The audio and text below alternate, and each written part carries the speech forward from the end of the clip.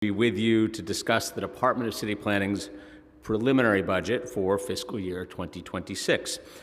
Before we discuss the budget, though, I wanted to very briefly recap some of the historic accomplishments we were able to achieve during 2024 in partnership with the City Council. And Chair Salamanca, I want to thank you for also highlighting, the biggest of them all, of course.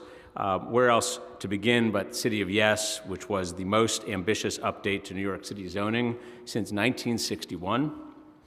First, it was City of Yes for Economic Opportunity last year, which was approved by the City Council in June. This zoning amendment was urgently needed. Although our economy has changed dramatically in recent decades, our zoning code remained stuck in the past. Outdated regulations were holding back entrepreneurs and small businesses, stifling growing industries, and prolonging storefront vacancies. For all of us tired of walking past empty storefronts, it is unacceptable that the city's own rules were preventing them from getting filled up.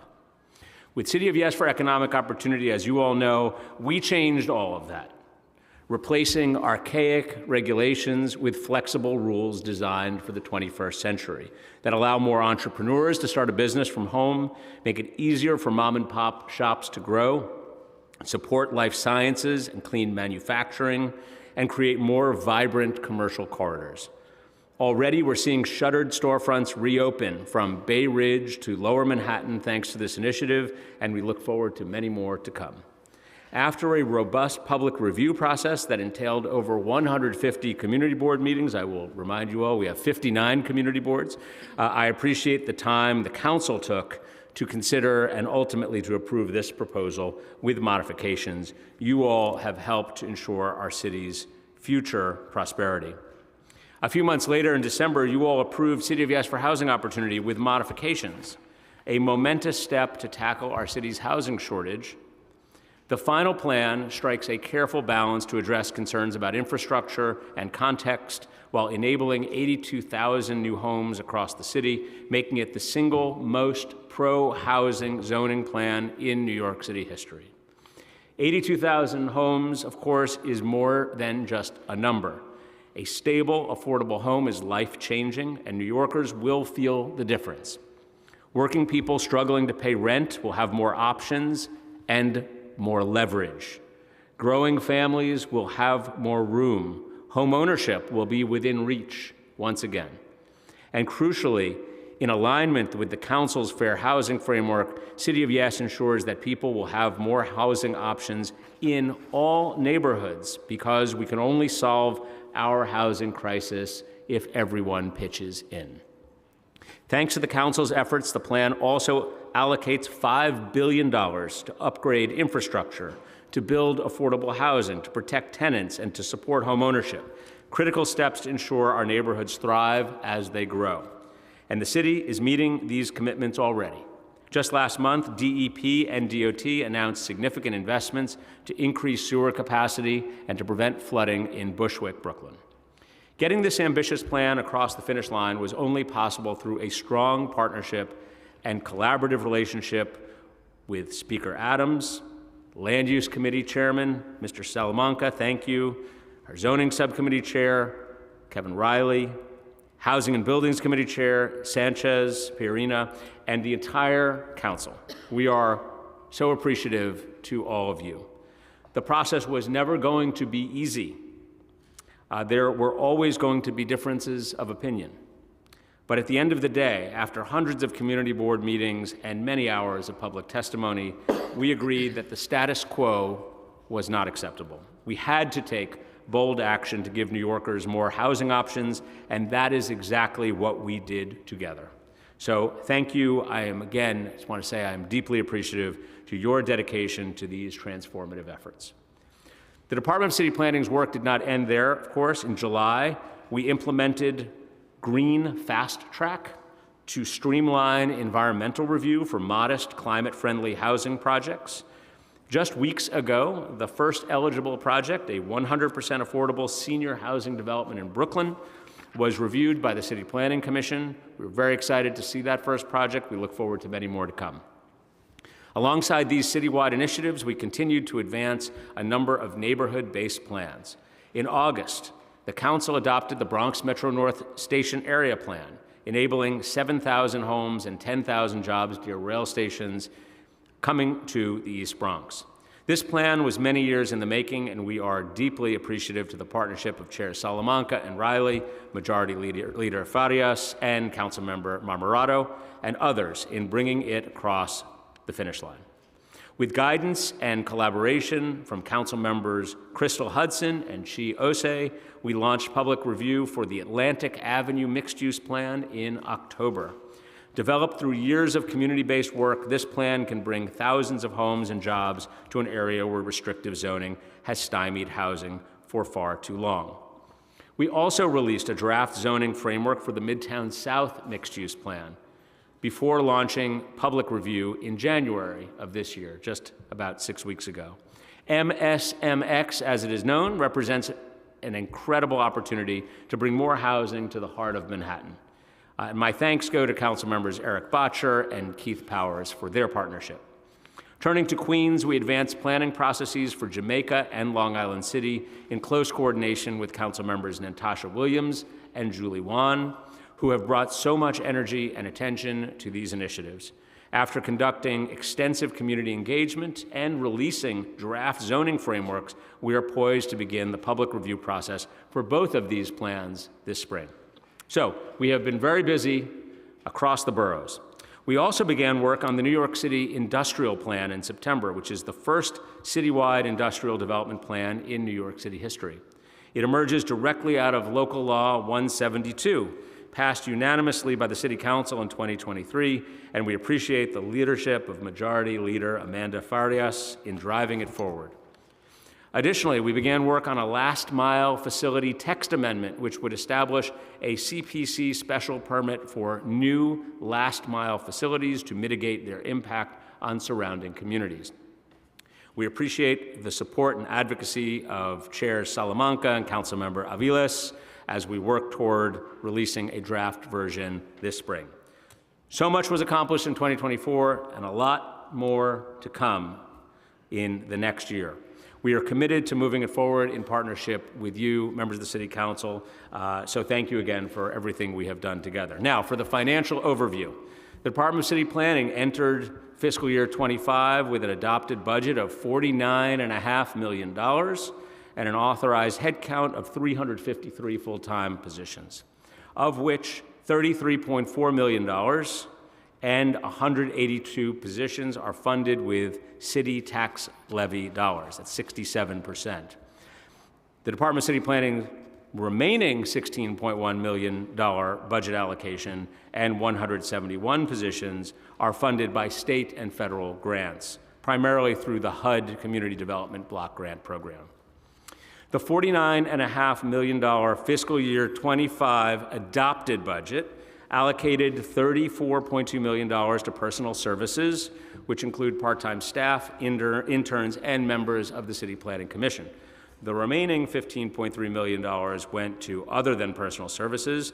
I'm very glad to report that staff attrition declined significantly, 4% in fiscal year 25 as compared to 14% in the prior year.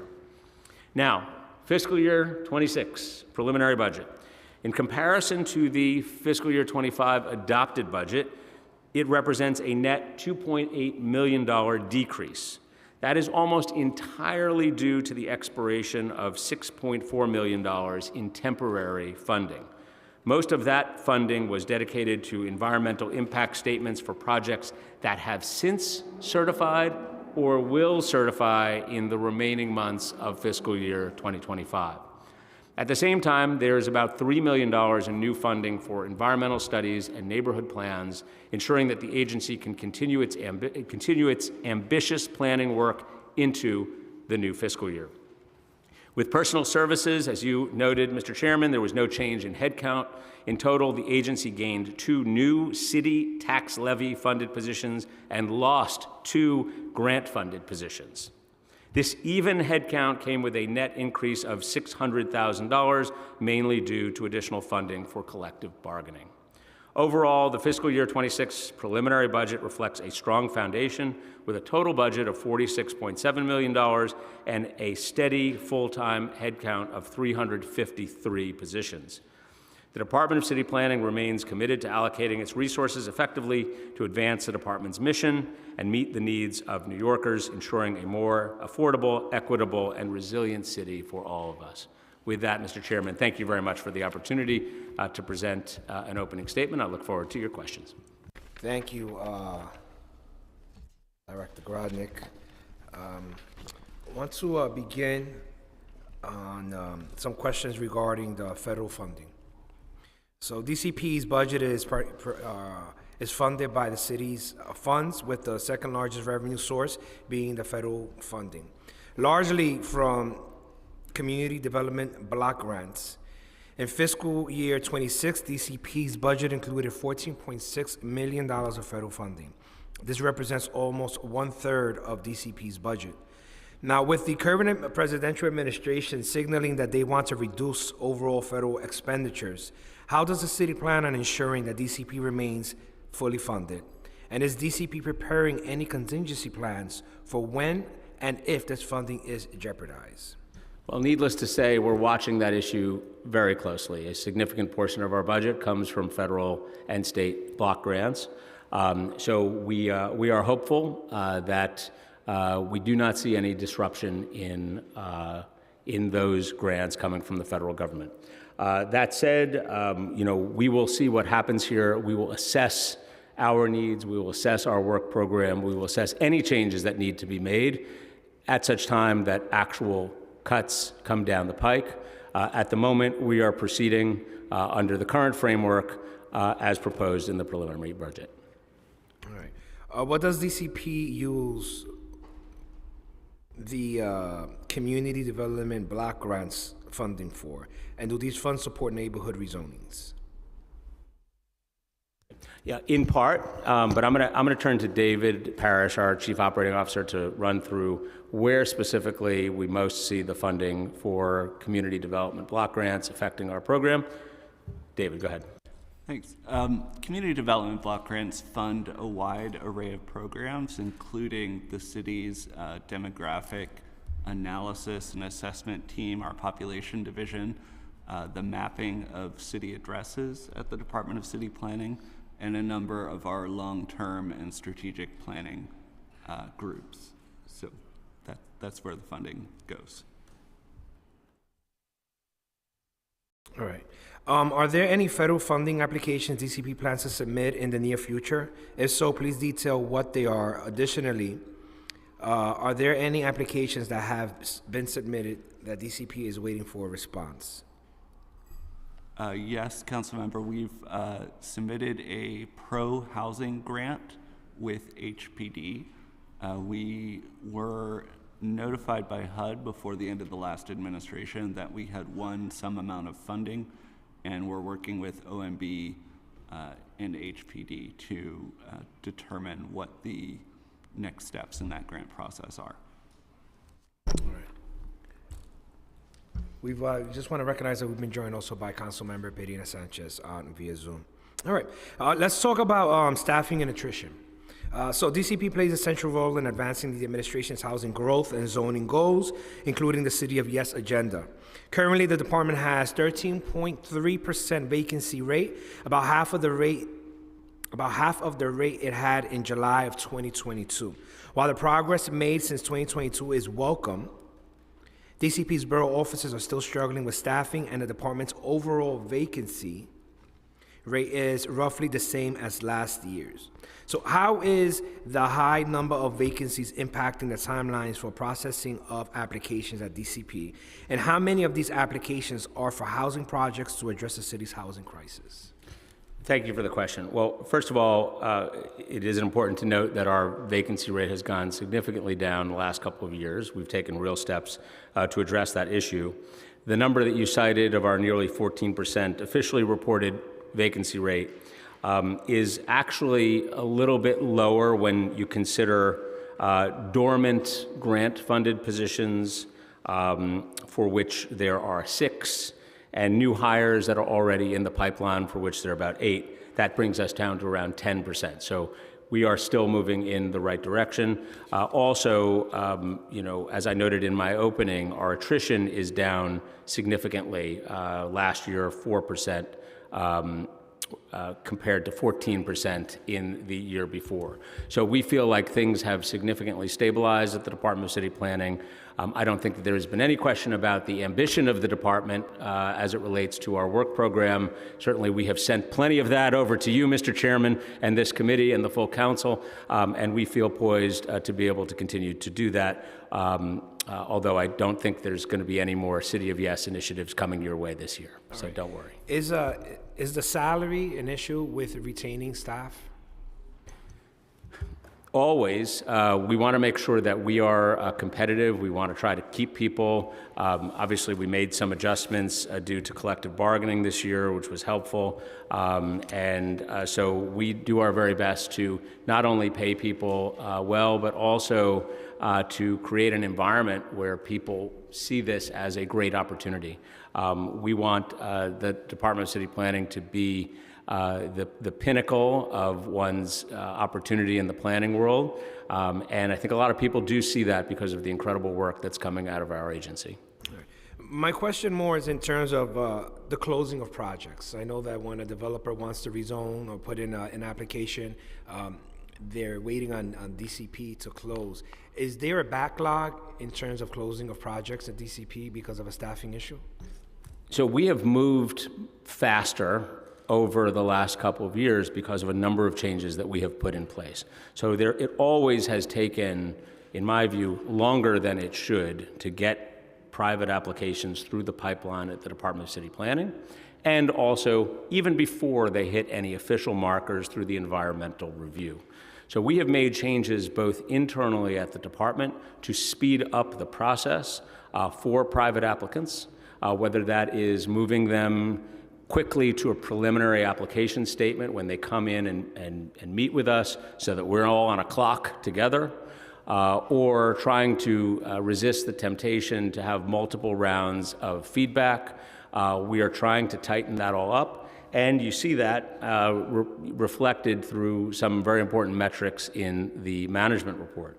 I will also note that, and I noted this in my intro, one way that we're trying to speed up the pre-application process is to try to cut down environmental review times for those projects that do not have environmental impact, such as we have done in our Green Fast Track, all electric, smaller buildings, which we have seen over studying 10 years do not have environmental impacts, now can pass through the environmental review, and that is savings of, perhaps $100,000 or $200,000 and or more, and also a significant amount of time. So we are taking real steps to try to speed this all up, but to the extent that there is an issue here, it is not related to staffing, it is related to processes, and also related to some of the existing laws on environmental review, which make it very, very difficult for applicants to quickly get through the process.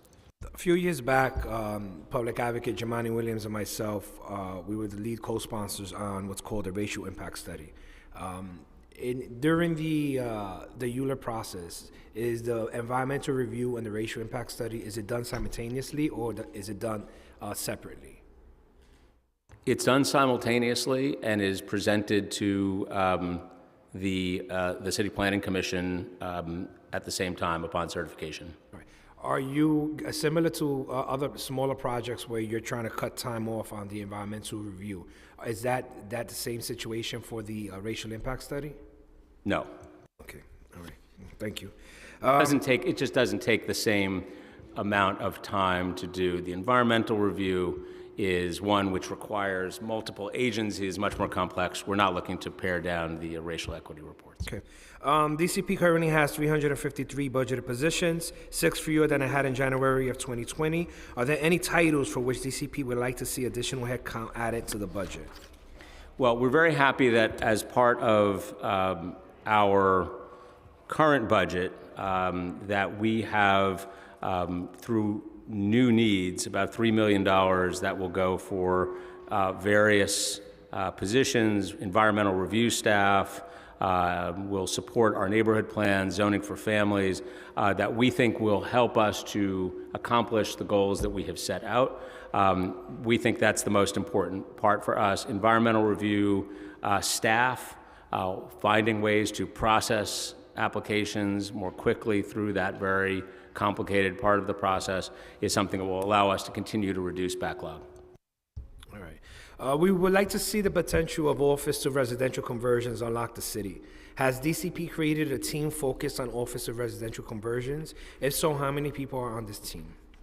So let me just start by saying that as a result of the City Council's own law back in 2021, which required us to study the question of office to residential conversions and make recommendations. That was a task force that came out of a bill passed by the City Council.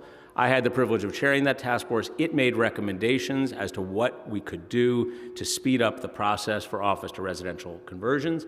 That was incorporated into City of Yes for Housing Opportunity, and as a result of the changes that you all adopted, we have now allowed for another 136 million square feet of commercial office space to be eligible to convert to residential. That's more office space than exists in the entire city of Philadelphia, by way of illustration. We made it not any longer limited by geography to Manhattan and immediate surrounding areas. We made it citywide. We changed the date of eligibility from 1961 or 1977 here in Lower Manhattan to 1991, and we allowed for the conversion to different types of housing. At this point, we at the Department of City Planning, turn it over to private industry to explore the opportunities that we have now presented to them, which is many more opportunities, and through the tax abatement incentive, which was passed by Albany 467M, an opportunity for many more buildings to have a look at converting from office to residential. The city also does have an accelerator, which is designed to coordinate across various city agencies to make it easier for buildings or building owners or their representatives to explore what they need to do to actually convert a building from office to residential. That is not housed at the Department of City Planning. It is housed separately, but it's an effort to try to coordinate across, whether it's the Landmarks Commission, the Department of Buildings, the Fire Department, et cetera, all relevant agencies, and also to help advise potential applicants, potential converters, as to what exactly they need to do. So is there a team specifically for this? At the Department of City Planning, no. There is a team that exists, but it is not at the Department of City Planning. The New York City Office Conversion Accelerator lives elsewhere in City Hall, but it exists. And do you know what's the head count for their team? Do I know the head count? I do not offhand, I'm sorry. And who do they report to? They report to the Deputy Mayor for Economic Development. Interesting. Okay. All right. Thank you. I have one more question, then I'm going to hand it over to my Chair Riley. I want to talk about last miles and the text amendment. I'm extremely excited about this. So is Councilwoman Aviles and Councilmember Gutierrez and other council members who have IBZs. They are impacted by the amount of truck traffic coming in and out of their communities, and as a result, it has an environmental factor. I suffer from asthma. I have to walk around with my asthma pump because of the air quality in my district. And so as you know, regulating last miles warehouses is a top priority for me. As part of a City of Yes for the economic opportunities, the administration agreed to create a special permit process for the last mile e-commerce and packages of warehouses. Scoping notices signaling the beginning of the public review is committed to be posted by the end of this month, March 2025. Is DCP on track to fulfill this commitment? Yes, we are. All right. And getting started with the environmental review is not enough. We need to start to have this project certified and start the unit by the end of the year. It is also very important that we be transparent with communities about these commitments. More generally, has DCP posted on the online commitment tracker all the commitment is made to the council as part of all 3 City of Yes initiatives? Yes, it has. It has, okay. And are you on track with the you did answer that. You're on track in terms of fulfilling that commitment. The last time I checked, we didn't see the commitments made with the housing opportunities. Can you commit to uploading these by a certain date? It's done. It's done? Now. Okay, good. Can you also commit to updating the status of all the commitments so that communities can see the progress of that the administration is making on its promises? Yes, we'll do it every 6 months. Okay, thank you very much. So I will now hand it over to Chair Riley. And Chair, we're going to give you 6 minutes for your questioning. Is that okay? Thank you, Chair Salamanca. The preliminary plan includes $1 million in city funding each fiscal 2025 and 2026 for zoning and families. What will this funding be used for, and can you tell us more about the City of Yes zoning for families proposal and its goals? And do you expect to certify this application this year?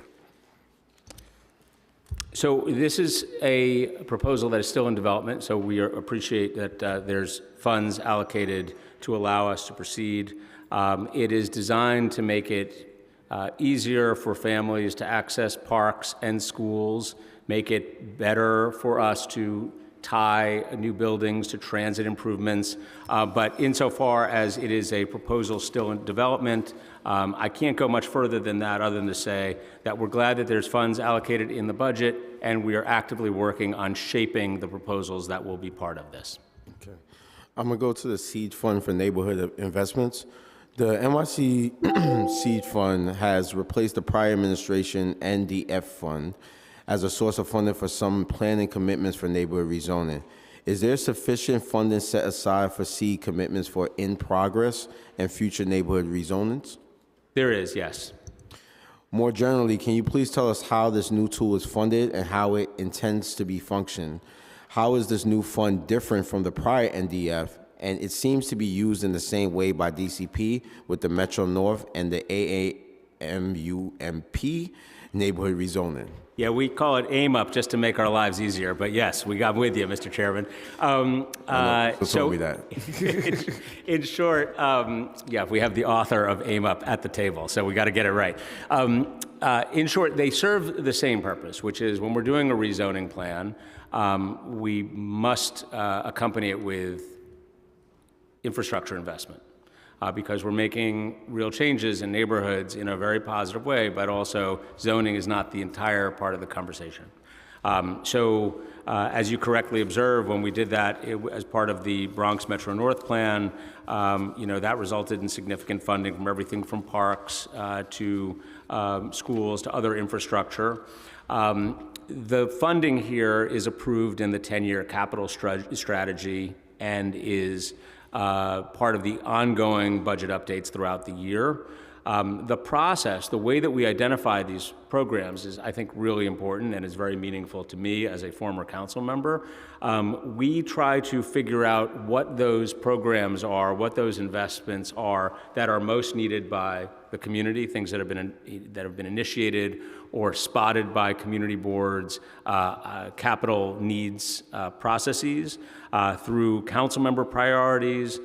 They are dictated in part by the scale of the zoning change that we are making. We are recognizing through this process that each neighborhood has unique needs. And we want to make sure that we have a thoughtful process with council members and community members to be able to come to good decisions.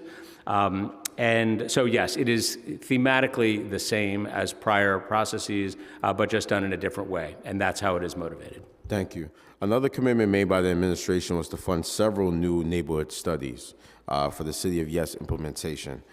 What progress has DCP made on the new plan studies for Coney Island, East Flatbush, Harlem River North, and White Plains Road? Does DCP have a target for the number of neighborhood studies it undertakes every year? And I'll ask the other two questions when you answer those. Yes, we've gotten the ball rolling on the studies to which we have committed, having good, positive conversations with, if not all, then most of the council members that we worked with to make those commitments. We're really excited about these studies, and they are going to, either start their own processes in this calendar year or early next.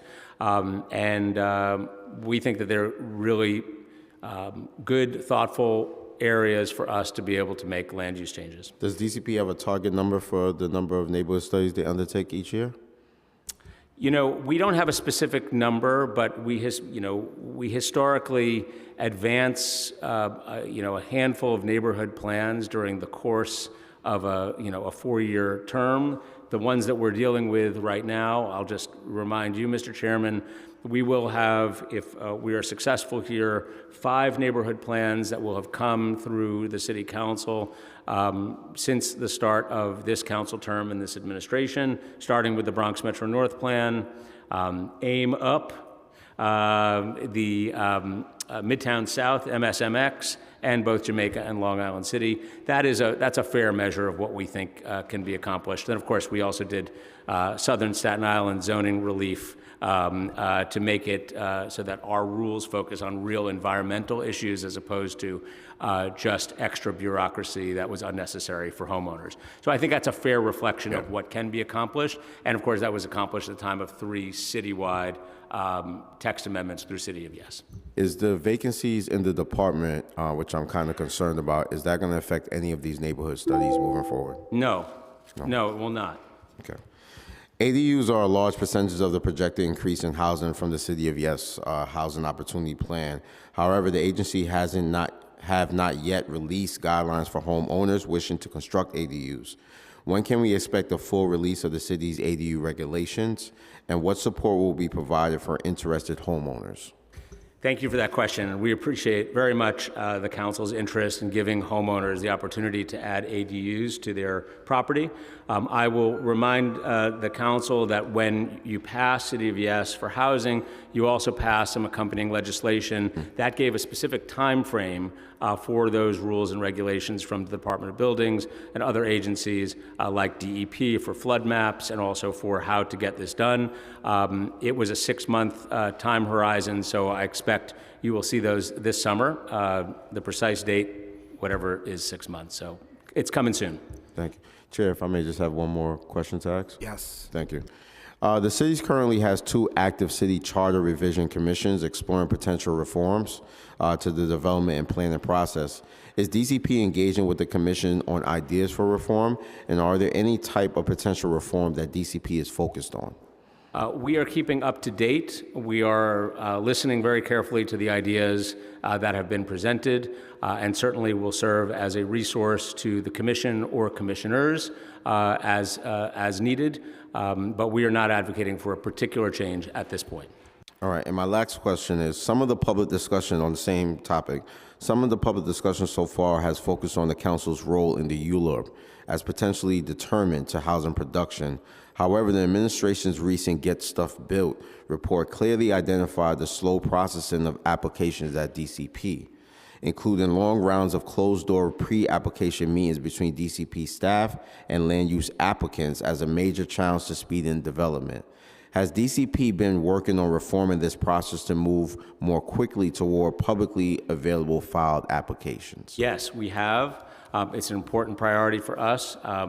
We have a team that is not only focused on our pipeline, but focusing on the processes to get applications in the door as quickly as we possibly can. We've made real strides on this front that we're very proud of, and I would like to think that if you ask practitioners out there, they are seeing a more user-friendly and accessible department over the past several years than before.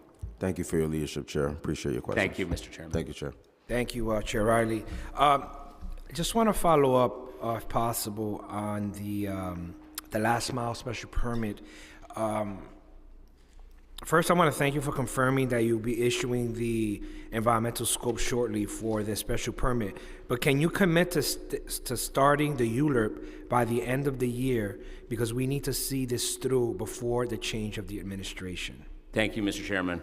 I can commit to doing what we agreed to at the City of Yes for Economic Opportunity stage, which was scope it, have a scoping meeting, and then for us to explore options from there.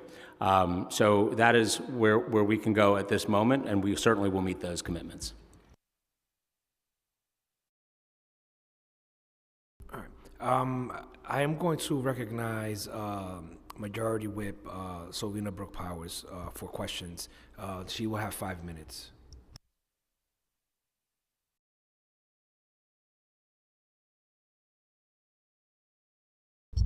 Thank you, Chair. Can you hear me? Yes, and I can see you too. Thank you. Um, Hello, everyone. Thank you for the testimony from DCP. I have two quick questions. The first one is, how is DCP working to ensure that residents, particularly those in outer borough communities, are meaningfully engaged in the City of Yes process and other planning initiatives? And then I'll wait for you to respond and I'll ask the next one. Thank you very much for that question. And I see your assistant in the background, and I like it. Okay, so the short answer is we have developed an entire team at the Department of City Planning whose job is to assist us in reaching neighborhoods, communities, community members who previously had not been part of the process. We take very seriously our responsibility to community boards, that's defined in the charter, but we also know that there are many people who need to understand our processes and need to understand what we're talking about, and in language that they can understand. I will note that I remember when I was in the shoes of a council member trying to digest some of the very, very technical land use proposals coming out of the city or even the Department of City Planning, and I found it very, very difficult in short periods of time to actually grapple with and engage with and understand those details. So through this community engagement team, and by way of illustration, when we were doing our engagement on citywide text amendments, that meant an average of about 3 meetings per community board. It meant that we were doing public town halls virtually. It meant that we were doing neighborhood engagement. We were doing council member directed engagement with stakeholders. It meant that we were annotating our proposal in plain language. It meant that we were doing illustrated work to make it easier to understand, one-page guides to be able to more easily understand the specific subparts of the proposal. All of this is an effort to try to make it easier for New Yorkers to understand our very complicated work, because it's very complicated, but it's also very important. So we want to demystify this and make sure that people have as much opportunity to engage and to be heard. And we're always looking to find ways to do better, and certainly welcome thoughts from you and your colleagues on how we can do that.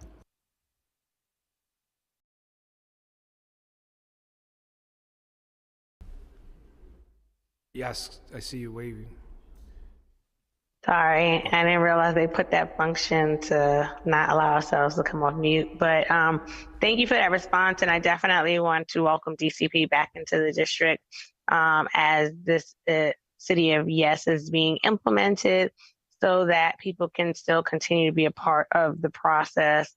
My next question is, how does DCP plan to prioritize home ownership opportunities for working families, particularly in outer borough communities? As you know, through the many conversations we had around City of Yes, that was a huge focal point for me. And I just want to know what the game plan is now that it has been, not as City of Yes in particular has been planned, but just in general, understanding that this council has been committed to trying to create opportunities for homeownership. Yes, thank you, Councilmember. Appreciate the question. We share your goal in trying to create more opportunities here for home ownership. We think that there are a couple of component parts, even in City of Yes, for housing opportunity, which do just that.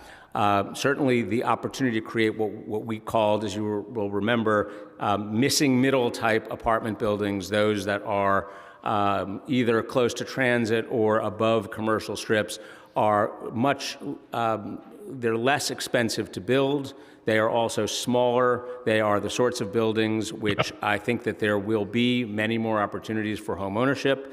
Similarly, through the process of accessory dwelling units that some of your colleagues were asking me about how to activate a few minutes ago, we think that that will make it easier for first-time home buyers, because they can actually potentially find a revenue stream to make it easier for them to make that first purchase. But we also look forward to working with you and your colleagues to find ways to make it easier for either first-time home buyers or home buyers more generally, but through zoning, which, I try to make it super compelling. We're talking about bulk and use and location. Through bulk, use, and location, we think that we've created certain types of forms of buildings which will be well suited for homeownership. Thank you, and thank you for continuing to have an open door around these conversations. Much appreciated. Thank you, Chair. Always, thank you. Thank you, Councilmember. I would now like to recognize Councilmember Sanchez for questions. Councilmember, you have 5 minutes. Thank you, Chair. Okay, there I go. Just a quick follow-up. Good afternoon, Chair Garodnick. As part of the City for All commitments, the administration committed to an additional $5.9 million in fiscal year 25 to support DCP's capacity for neighborhood planning efforts, as was mentioned.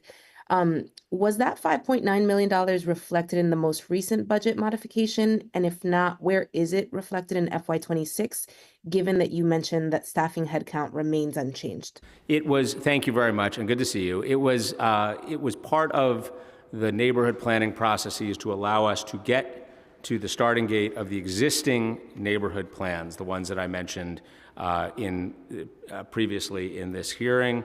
The ones that remained were AMUP, MSMX, Jamaica, Long Island City. That was designed to get us to the finish for the environmental review for those projects.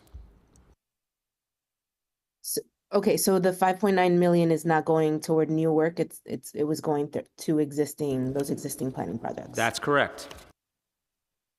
Okay, is there new funds for the new commitments? Yes, there is. There's about nearly $1 million for environmental review staff at the Department of City Planning, which is extremely helpful because we need to make sure that we have the ability to process land use applications. But I think the question that you're most interested in here is our EIS funding going forward to allow us to achieve planning goals for things like, say, Fordham Road North or other types of initiatives.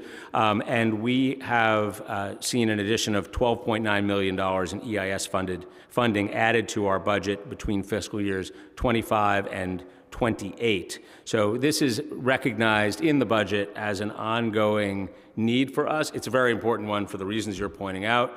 We can't initiate our own neighborhood planning studies without it. So I regard that as mission critical funding for us. Well, thank you so much, and Kingsbridge as well, environmental review for Kingsbridge, and thank you for your partnership, Chair. I continue to be very proud that we could get to the finish line on City of Yes. So thank you, Chair, for your time. Thank you for all of your leadership. We appreciate it.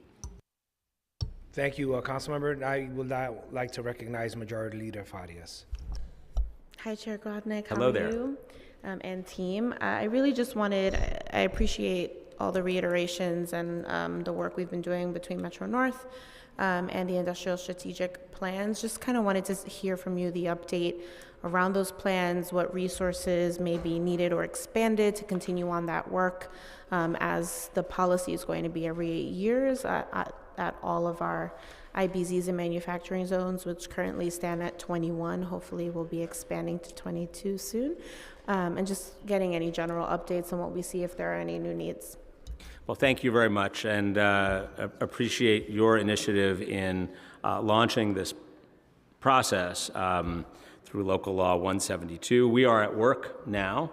We're assessing conditions, engaging interested parties and the public, working to produce recommendations by the end of this calendar year, and that includes, of course, designating areas of the city which might be considered primary industrial as defined by your bill.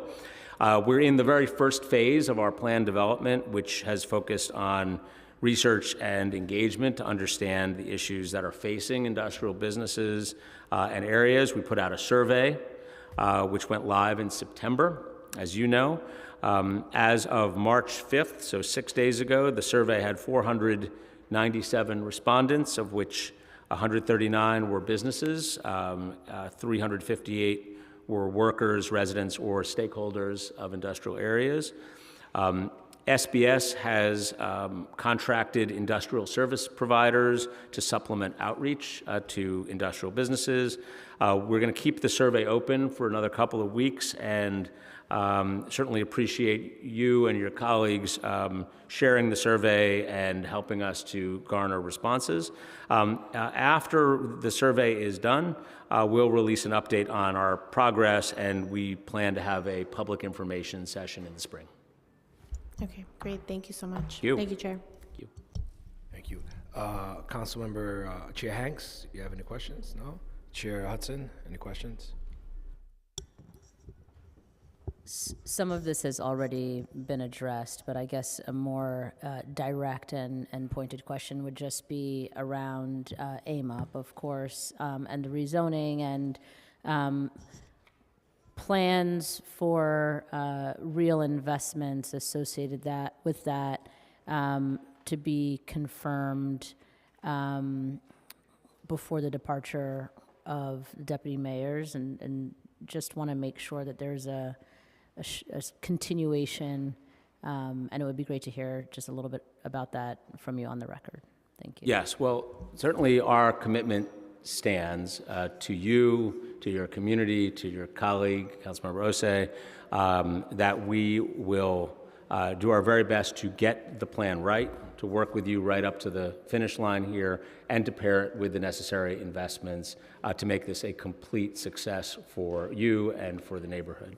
I will note that, in our reporting structure with a new deputy mayor coming in, he is well prepared to continue without any gap in either access or advocacy for what we need to do to be able to make the necessary investments on Atlantic Avenue and in the surrounding area.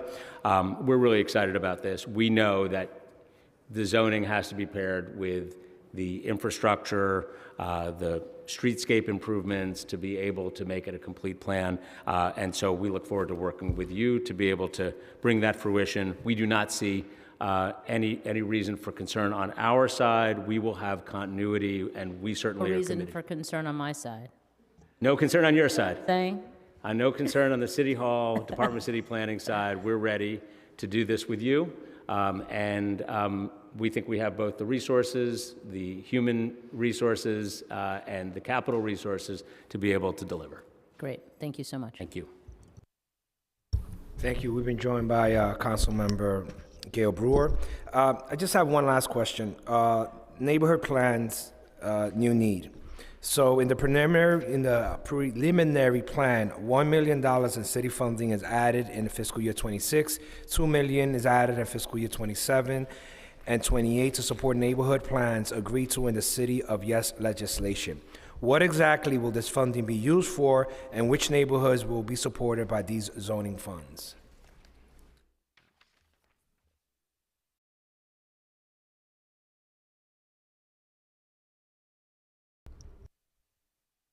Yeah, this relates to our new needs for environmental consulting.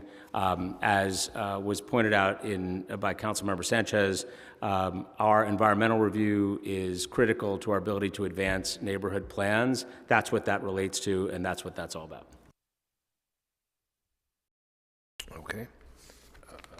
I'm going to recognize Councilmember Riley. I have one more question, Commissioner. In 2023, in September, DCP released a building evaluation and subgrade data set, the most comprehensive data yet available on the elevation of New York City buildings. The data should help the city assess flood risks, improving emergency management, and direct funding for local climate resilience effort. What do flood risks mean for available affordable housing that exists, for example, in basements? Does the city have a plan to make basement apartments safe during extreme but increasingly regular weather events? And the only reason I ask is, last week I did a tour in my district in the corridor by Gun Hill Road that's close by the 5 train. And the train, being that they I guess, renovated it a few years ago, 4 or 5 years ago, elevated it, which is causing a lot of flooding into the basement apartments for some residents in my district. So just wanted to learn a little bit more about this plan that was set by DCP. Yeah, so first of all, I think it's really important for us to note that there are too many New Yorkers who live in unsafe conditions and are not recognized as legal dwelling units under city or state law. There are processes underway to find pathways to legalize safe basement apartments. But most importantly, and I think this goes to the core of why the action that you all took in City of Yes for housing opportunity was so important, was that without adequate housing supply in New York City, what you get is New Yorkers living in death traps. And that is not something that we should accept as a city. That is something that we should be taking all necessary steps to avoid. And so whether it's somebody who can't find affordable housing that is not prone to regular flooding and they live in a basement that is not recognized by the city, or if it is somebody who just wants more flexibility in negotiating their lease renewal with their landlord, or if it's somebody who wants to get basic repairs to their apartment, if you have no options and if you have no leverage, you are out of luck as a New Yorker. So we think those are directly related. The city is now working on the pilot program to find a way to legalize the basement apartments that can be legalized. I will also note that we did create some limitations in the accessory dwelling unit program for City of Yes to areas where we did not think that basement units were appropriate in flood-prone areas. That was an important part of the ways that we were trying to keep New Yorkers from gravitating to unsafe basement apartments. But most importantly, this initiative to add more housing is the way to get more affordable units and to do them in safe conditions and to not put New Yorkers in dangerous spots. Thank you, Commissioner. Thank you. Chair. All right, Councilmember Brewer, do you have any questions? When you're doing the Manhattan South, are you going to take into consideration all of the manufacturing that goes on there for the textile and other kinds of industries that are manufacturing? The short answer is yes, but I'm going to turn to Edith, who I think has something more to say on this one. Hello, Council Member. Thank you for your question. A portion of the garment district, the zoning garment district, does overlap with a portion of our MX neighborhood plan. Of the 42 blocks within our Midtown South plan, it's about 14 blocks, some partial and some whole. And our plan, the neighborhood plan, it recognizes the value and the importance of businesses, and it recognizes the legacy of the manufacturing that's been in this area, but it also, very importantly, allows housing and allows for conversions. Actually, going back to a question that Chair Salamanca asked earlier, we're also further enabling conversions in areas where housing is not even allowed today. Restrictive zoning can be frankly tempting to achieve specific outcomes, but we don't want to lock ourselves into a prescriptive approach that may actually end up prolonging elevated vacancies and, frankly, economic turbulence. The garment district itself has gone through a lot of change, as we know. And, it's frankly been steadily on the decline, as we all know, for decades. And the 2018 zoning change, the analysis that I know exactly, I salute you for that. The analysis that went with the 2018 zoning change, showed that the preservation requirements for manufacturing were really inhibiting, use of space within that area. So the 2018 zoning change removed those preservation requirements, but it did allow the continuation of businesses and manufacturing uses and commercial uses, and we are doing that still. We think that's very important as part of the MX neighborhood plan. We see a dynamic mix of uses. We see housing working very in unison, in harmony with the businesses that are there and businesses that may come there and grow there. Thank you. I might disagree with some of what you're stating, but I appreciate it. Thank you very much. I'll let it go for now. Thank you, Councilmember. Director, I would like to thank you and your team for today's hearing. And we will move on next to the landmarks public siting and disposition part of the preliminary budget hearing. Thank you again. Thank you very much.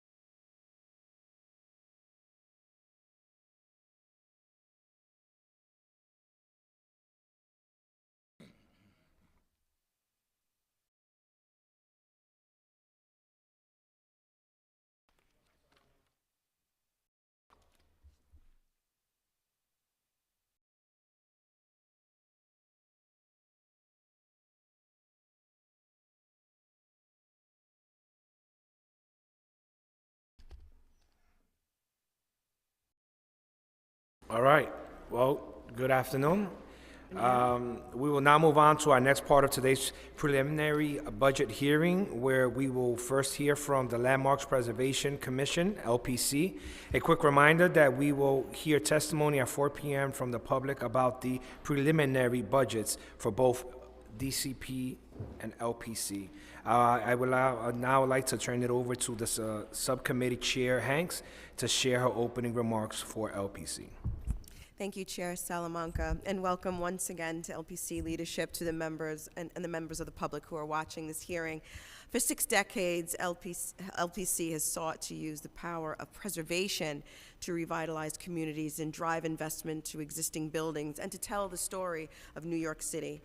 I'm so pleased that over the past few years, LPC has taken a more holistic view and incorporated more strongly equity in assessing which designation proposals to pursue.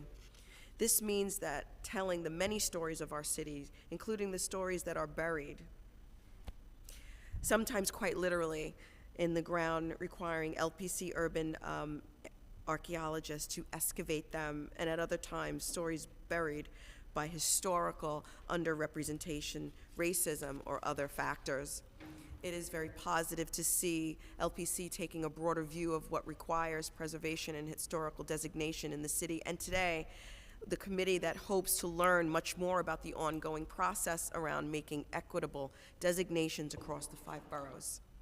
That, of course, includes my home borough, Staten Island, which is home to the city's oldest building dating back to 1662, which LPC designated in 1967.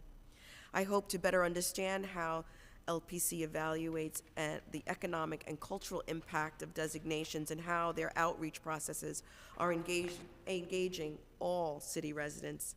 I would also like to better understand how the agency manages federally funded restoration to work to make sure low-income homeowners who live in historic buildings as well as not-for-profits have the necessary supports to preserve our shared heritage. It is of particular interest. And more broadly, we want to hear more about LPC's efforts to increase the pace of landmark designations, processing work permit applications, enforcing complaints and possible violations, and supporting office conversions and climate change resiliency projects. With that, I pass it over to Chair Salamanca for questions. Thank you very much, and thank you, Chair. Thank you, Chair Hanks. As a reminder, the public will testify starting around 4 p.m. If you are here to testify in person, please fill out a witness slip with the Sergeant at Arms so that we can put it on the list. Additionally, if you would like to testify remotely, please note that you must sign up at www.council.nyc.gov/testify. When you visit that website, click on the link for the Land Use Committee. And now I will hand it over to LPC. Thank you, Chair Salamanca and Chair Hanks. Good afternoon to you and the members of the Land Use Committee and the Subcommittee on Landmarks, Sightings, and Dispositions. I am pleased to be here today to speak about the Landmarks Preservation Commission's fiscal year 2026 preliminary budget. I am joined today by Lisa Kursavage, our Executive Director, and by Akeem Bashiro, our Director of Financial Management.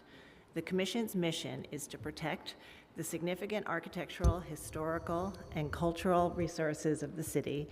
The preservation of historic resources revitalizes communities, supports economic development, and contributes to the vitality of New York City. It is my honor to lead the agency in its successful efforts to realize these important public policy and quality of life goals. To date, the Commission has designated and regulates more than 38,000 buildings and sites throughout the 5 boroughs. As chair, one of my primary goals is to incorporate equity and diversity in all aspects of our agency's work, particularly to ensure diversity and inclusion in our designations, fairness, transparency, and efficiency in our regulations, so that all property owners have equal access to resources, technical assistance, and expertise. Since I last testified on our agency's budget, LPC has been focused on several key initiatives: designating buildings and districts that reflect the city's diversity and tell the story of all New Yorkers, transforming the permit process to make it more accessible, and developing programs to support small businesses and educate property owners about permitting processes and grant opportunities. I will begin my testimony today by giving a brief overview of LPC's budget and how resources are allocated. LPC's preliminary budget for fiscal year 2026 is $8.14 million, which consists of $7.44 million in city funds and $698,287 in federal community development block grant funds. LPC is fundamentally an agency of professionals. Almost 90% of the preliminary budget, $7.3 million, is allocated to personnel services, and 10% is allocated to other than personnel services. Our budget supports the agency's 5 departments, including the Research Department, responsible for evaluating and advancing properties for designation, the Preservation Department, which reviews permit applications for work on designated properties, the Enforcement Department, which investigates complaints of potential violations and helps owners correct non-compliances, and the Archaeology and Environmental Review Departments, which assist city, state, and federal agencies in their environmental review process. The agency's total headcount in the fiscal year 2026 budget is 77 full-time staff. We also have 6 part-time staff. Of the CDBG funding, about 82% is allocated to personnel supporting critical community development-related functions such as surveys, environmental review, archaeology, community outreach, and education, while about 18%, or approximately $114,790, is allocated for our historic preservation grant program for low-income homeowners and not-for-profit organizations. I will now discuss the work of the Commission that these resources support. LPC's equity framework guides our priorities for designations, and the agency has focused on places that represent New York City's diversity in areas less represented by landmarks.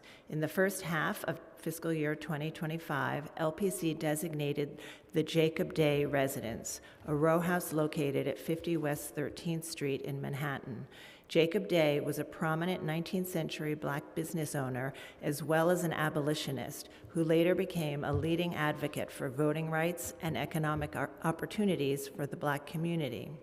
With this designation, LPC is furthering the goals of our equity framework to designate buildings and sites that address the city's difficult history with racism, as well as its inspiring role in movements for freedom and justice. In addition, thus far in fiscal year 25, LPC has held a public hearing for the proposed designation of the Paul Rudolph-designed modulator apartment complex as an interior landmark, and just this morning we held a public hearing for the proposed designation of the Marcel Breuer-designed former Whitney Museum of American Art as both an individual landmark and an interior landmark. I will now turn to our preservation and permitting operations. I believe it is imperative to support property owners of designated landmark buildings. The key to success in preservation is effective regulation, which requires an efficient, transparent, and accessible process for applicants. Buildings are living, thriving contributors to the dynamism of New York City, and our job is not to prevent change, but to manage it so that we can ensure these significant buildings and sites are protected and allowed to remain a vital part of our city's continued growth. Our Preservation Department is the regulatory arm of the Commission and is the largest department within the agency. Our staff are professionally trained preservationists who work with property owners and business owners to help them obtain approval for work that meets their needs and is sensitive to the historic building and context. Each year, approximately 94 to 97% of permits are issued by staff pursuant to the Commission's rules. The remaining 3 to 6% of the applications are reviewed by the full Commission.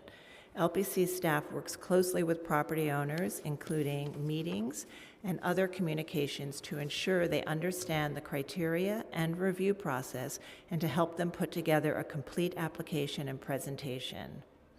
In fiscal year 24, the Commission received 11,436 permit applications and took action on 11,120 applications ranging from restoration and repairs to windows and storefronts, to additions and to new buildings in historic districts.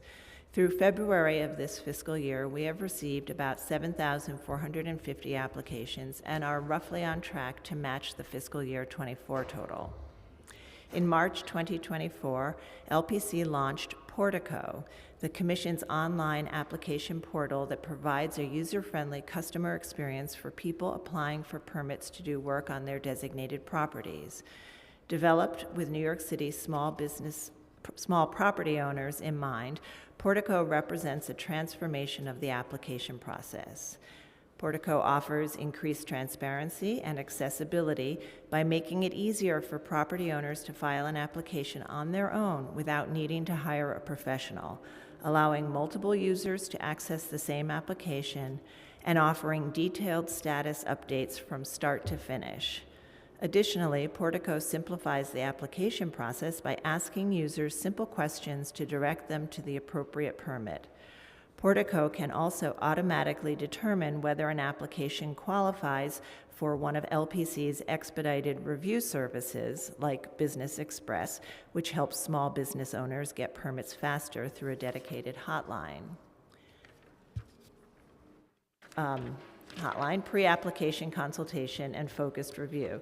Since the launch of Portico, 45% of applications are received and reviewed under expedited services versus 33% the prior year. The number of applications reviewed as expedited certificates of no effect have doubled, and the number of permits through our Business Express program has increased 5-fold. In the first 4 months of fiscal year '25, we greatly exceeded our targets by issuing 93% of certificates of no effect and 95% of permits for minor work in 10 business days or less. This high level of efficiency is a major achievement for the Preservation Department. I will now share some further details about the outreach and education work LPC conducts. Outreach and education are also essential to our success. My goal is to make information accessible to everyone, and in a city as diverse as New York, we need to make sure we are effectively communicating with property owners across the city, especially since a substantial number of owners directly file for permits with LPC. Since my tenure began, we have increased community outreach efforts and now place a special emphasis on reaching out to communities across all boroughs that have not traditionally been well represented by landmarks. We have also published new educational materials to improve access to important information. This is important for our regulatory work and generates support for designations. LPC has bolstered the use of our new e-filing portal, Portico, with extensive outreach, increasingly focused on teaching the city's diverse community of property owners, from homeowners to seasoned professionals, how to use the tool. Before I conclude, I want to return to the Historic Preservation Grant Program, a modest, federally funded program targeted for low and moderate income homeowners and not-for-profit organizations to help restore or repair the facades of their landmarked buildings. In fiscal year '24, the program awarded 7 grants to homeowners and 2 grants to not-for-profit institutions for amounts ranging from $10,000 to $35,000. The homes are in Adderley Park, Queens, Cambria Heights, Queens, Ridgewood, Queens, Bedford-Stuyvesant, Brooklyn, Crown Heights, Brooklyn, and Greenpoint, Brooklyn.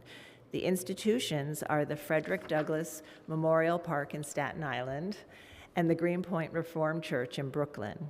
In fiscal year '25, thus far, LPC voted to award 2 homeowner grants and 1 nonprofit grant. In summary, we are excited for the future of preservation in New York City and thank the administration and the council for your continued support and the resources provided in this budget. We are a small agency and nearly the entirety of our budget is personnel-based. This is a hardworking, dedicated, and professional staff with an outsized impact on our city, responsible for the protection and preservation of its most significant buildings, districts, and sites. Our commitment is that we will continue to do so with the resources provided and strive to do so equitably, efficiently, and transparently. Thank you again for allowing me to testify, and I'm happy to answer any questions you have. Thank you, Chair, for your opening statement. I want to start by asking regarding the federal funding for the restoration projects. I know that you spoke on it here, but just want to get a little more into it. LPC administers a federally funded historic preservation grant program that provides financial assistance to low to moderate income landmark property owners to help fund restoration work on their designated properties. What was the total amount of this grant in fiscal year '24? And what is budgeted for fiscal years '25 and '26? And is the funding flat from previous years or has it changed? The fund has remained consistent. We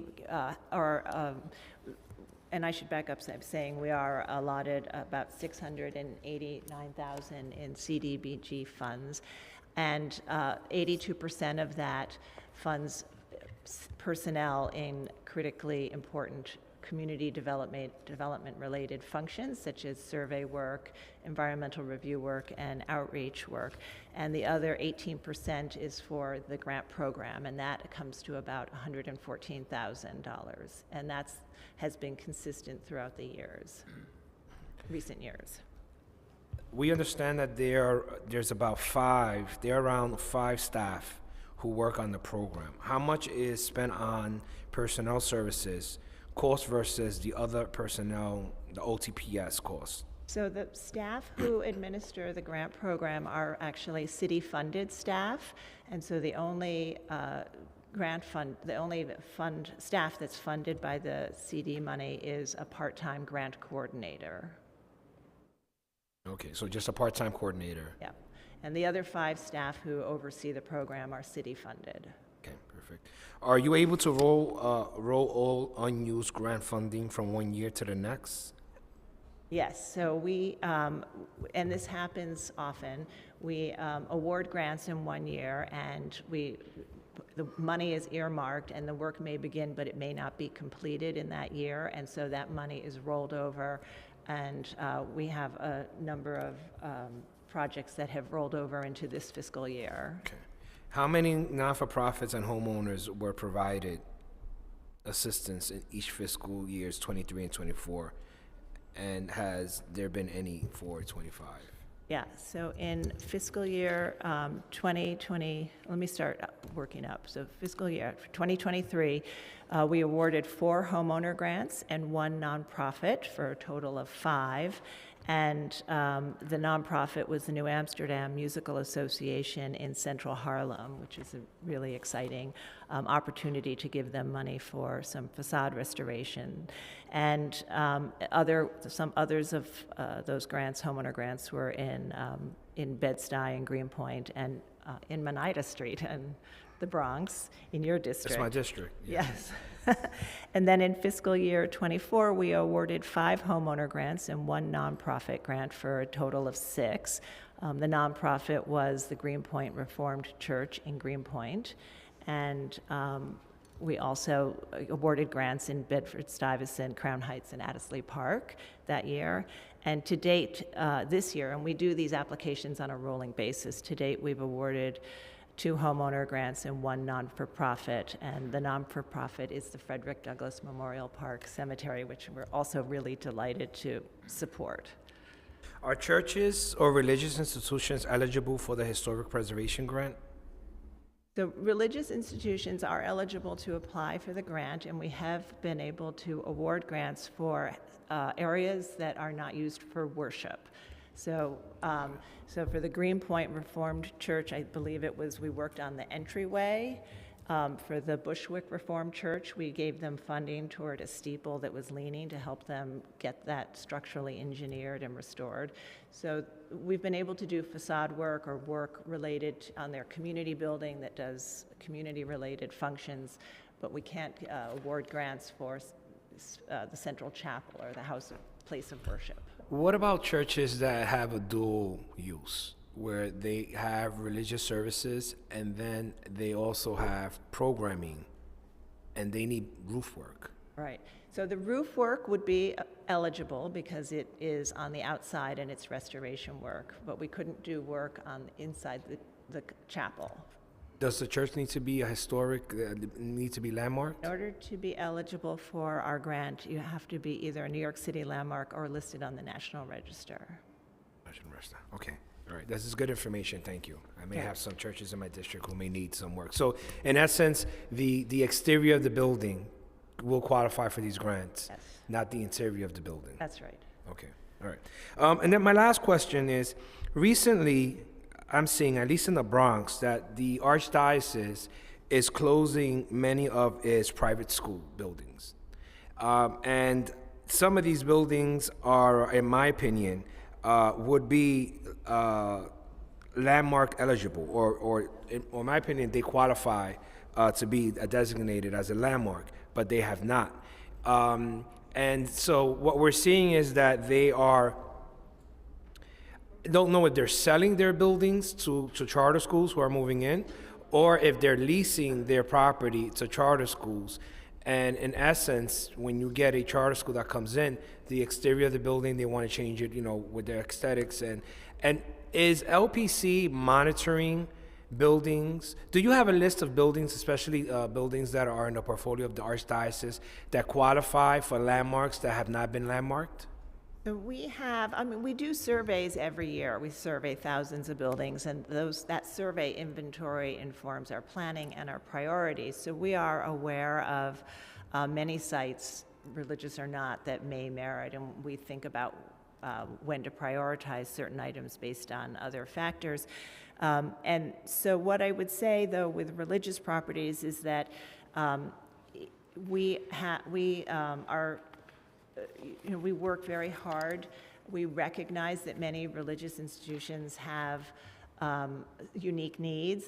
Many of them have dwindling congregations and very complex buildings that are architecturally complex that are expensive to maintain. And the reality is that most of these are important to their communities or were historically.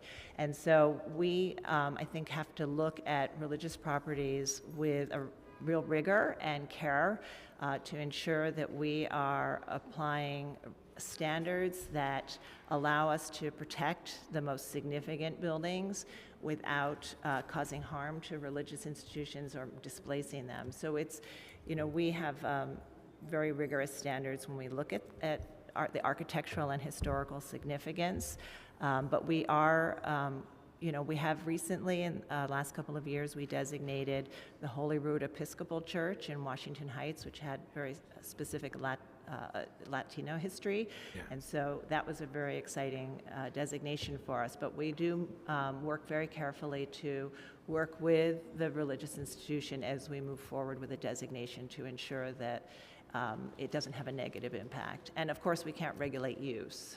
No, I understand you cannot regulate the use, but we're just seeing, I don't want to call it a pattern, but it seems as if there's been an influx of school closures, at least in the borough of the Bronx, and there are concerns these buildings may qualify for designation, they're not, and there is there's a concern, to say the least. All right, with that, I'm going to hand it over to Chair Hanks. Thank you. Thank you, Chair. I love your line of questioning when it comes to the schools. That's something that we should have a much greater conversation about. So thank you so much once again. I have lots of questions, so I'm just going to ask a few questions from each category. So Save America's Treasures Grant and federal funding. In the preliminary plan, $88,000 in federal funding is added to LPC in fiscal 2025 from the Save America's Treasure Grant. How will the commission use this funding? So this is a two-year project that is related to our archaeology department and our archaeology repository. And so the grant will be used really for scanning and recording these artifacts.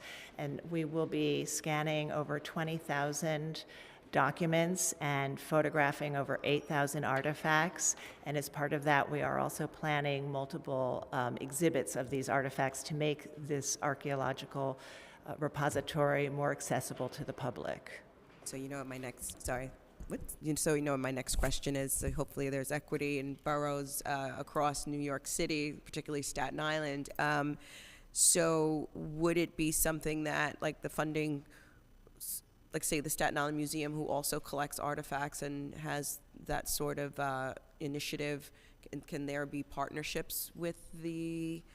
So the grant it's administered by the National Park Service in partnership with NEA and NEH, and the agency applied for the grant specifically to make the artifacts within the archaeological repository accessible to the public. So we have deliverables to return on that grant, and so I don't know that there's partnership, but we can certainly maybe provide guidance or work to help them find resources the way we do. Our staff has been incredibly successful finding grants and applying for grants, and we're happy to share the guidance on that. How would you say how many federal grants you apply each year? I would say in recent years it's been 1 to 2. Most of them are through actually the state. So as a certified local government, we can apply to the state for grants, and those state grants are partially funded by federal funds. Okay, so that leads me to my next question. Is there any other grants that LPC is currently applying for that is currently waiting a response? We don't have any pending applications. Okay, thank you. All right, so Vulnerable Buildings Action Plan was announced by Mayor Adams in April of 2023 to protect landmark buildings with structural risks, and included early detection of risks and more robust engineering oversight, increased coordination and communication between LPC and DOB, and enhanced community tools. Is the Vulnerable Buildings Action Plan still active? It is still active, and we're very proud of it. It really focused sort of on 3 areas. One is early detection, and that involves a lot of communication and coordination with the Department of Buildings, who is sharing a considerable amount of data with us, and we are doing site visits together. It also included expanded oversight, engineering oversight, and so we have put that into place, and we have applications that involve excavation or other work that we think might have the potential to compromise the building or adjacent buildings. We do enhanced engineering with an engineer that's retained by LPC and in coordination with the Department of Buildings Engineering. And then, of course, on the outreach front, we work with community groups, but we also have been doing educational programs for engineers and architects. Oh, that's awesome. How many buildings were determined to be, by DOB, to be vulnerable that fall into that? Yeah, and it's not actually the DOB determination. They have different kinds of violations than we do, but it is like 0.1% of the 38,000 buildings and sites. It is a very small number. I'll take that. Most landmark owners are very good stewards of their buildings and maintain them, but there is a very small percentage, about 30 that we have on our watch list that we are continuously working on, and we've increased our staff, also part of the Vulnerable Buildings Action Plan, to be able to monitor these sites, work with property owners, and initiate lawsuits if necessary. Oh, I guess, excellent.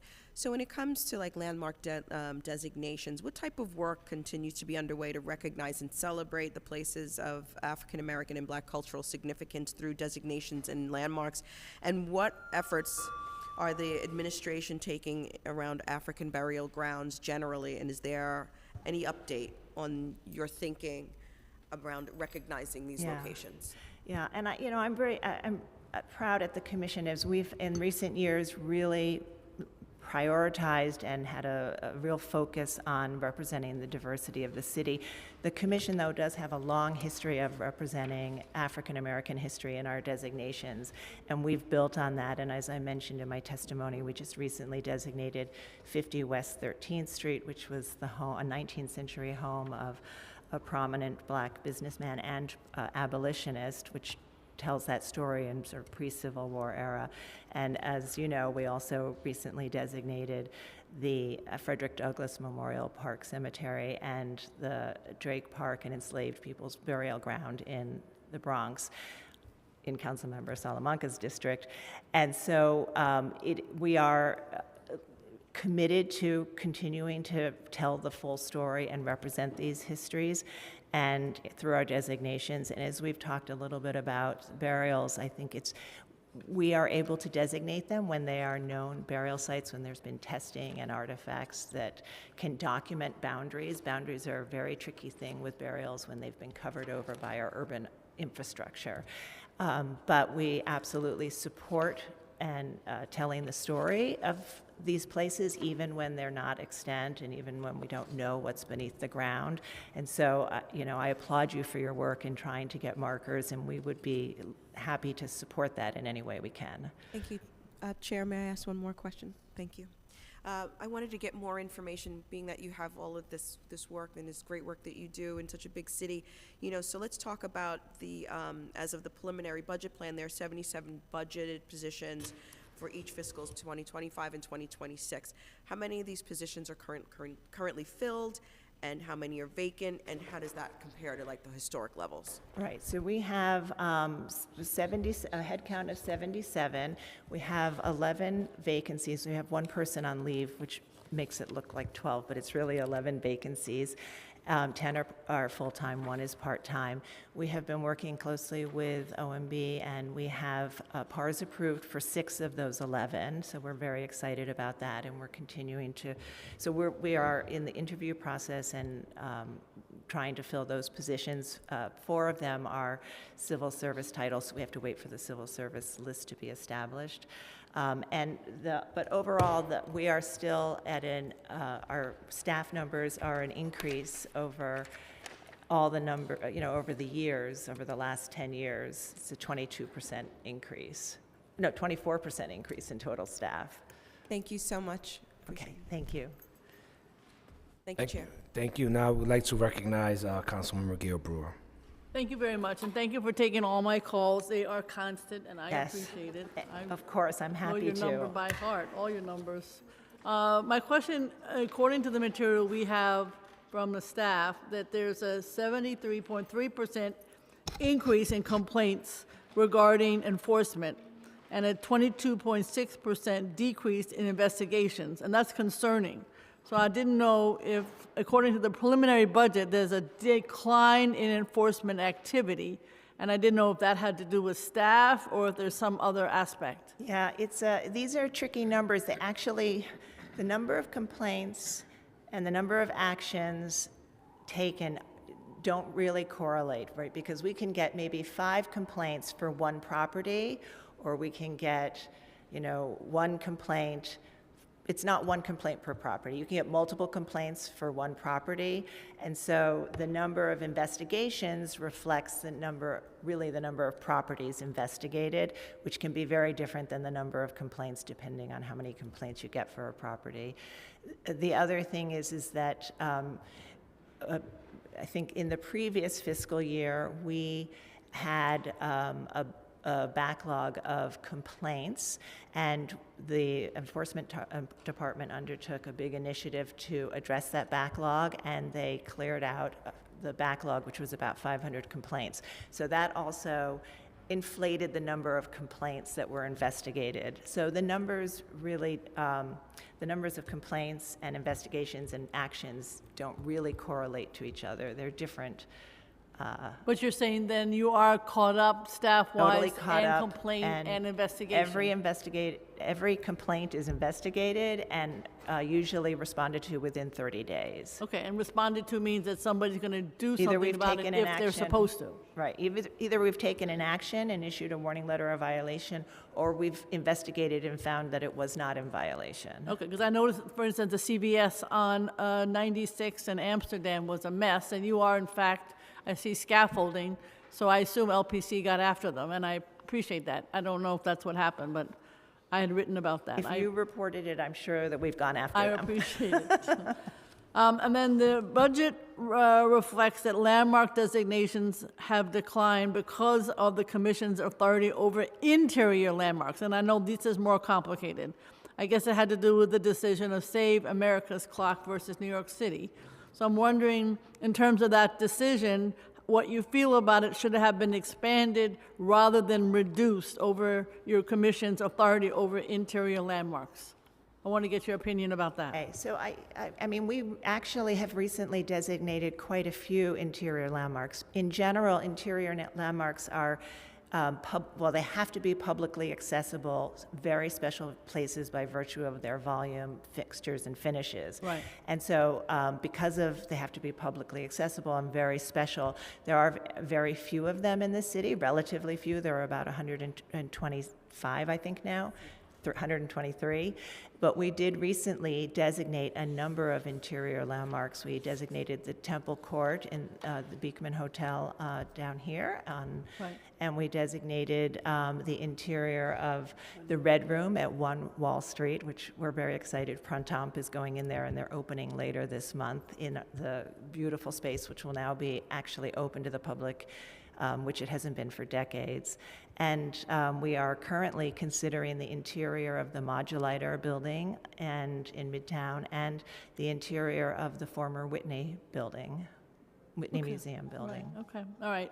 Now, of course, my challenging question. I understand that you received an application with respect to the West Park Presbyterian Church to repair the roof and the facade.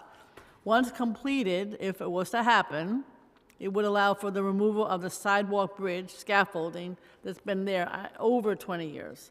And that may also eliminate certain public safety issues that the Department of Buildings has given the church, is actually the building. I understand that the commission will only grant a permit for the repair work if it's signed by the owner of the property.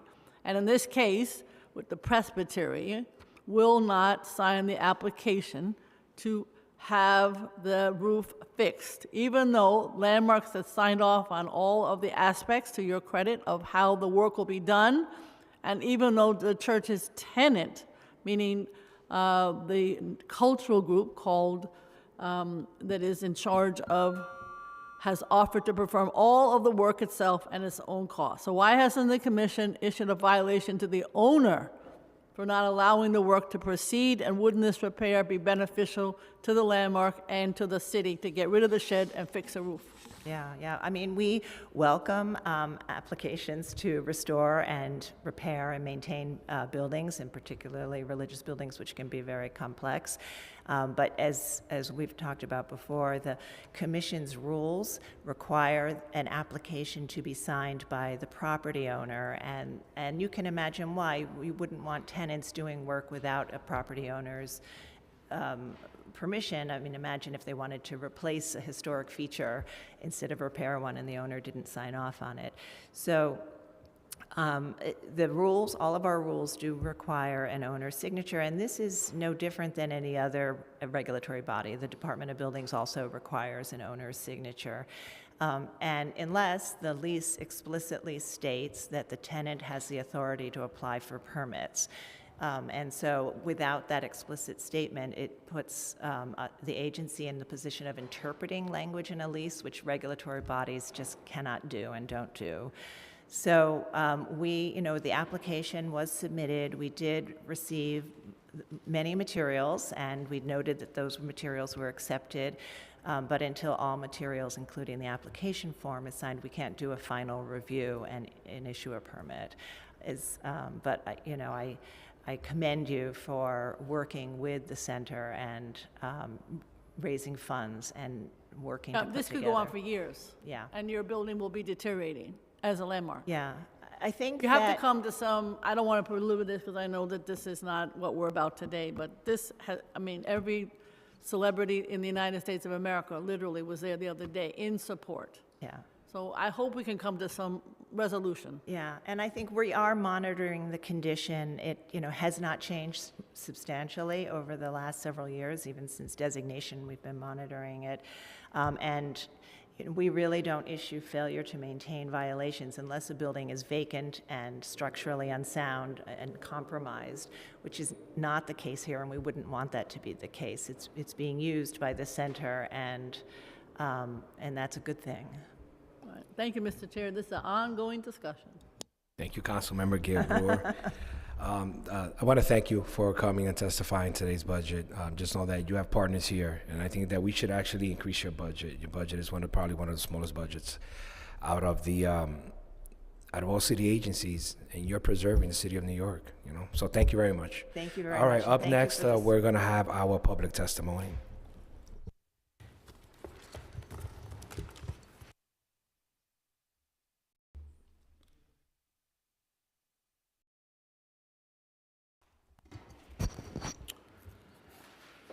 Okay, for the public testimony portion, I have a speaker card for Yvette Chen and Christopher Leon Johnson. Is that correct? Yes, you both are here, great. And after taking testimony from those signed up in person, we will then move to the online testimony portion. If there's anyone here in the room with us from the public who wishes to testify and has not yet submitted a speaker card, please do so, and then we'll take your testimony. Thank you. Good afternoon. My name is Yvette Chen, and I'm sorry, you should turn on your mic, the red button. Thank you. Good afternoon. My name is Yvette Chen. I'm a program manager in neighborhood development at the Center for New York City Neighborhoods. I would like to thank the speaker, the chair, and the members of the council for giving us the opportunity to address the mayor's preliminary budget today. The Center for New York City Neighborhoods promotes and protects affordable homeownership in New York so that middle and working class families are able to live in strong, thriving communities. Today, I want to discuss 3 key priorities for the budget that will expand homeownership and strengthen housing stability across New York City.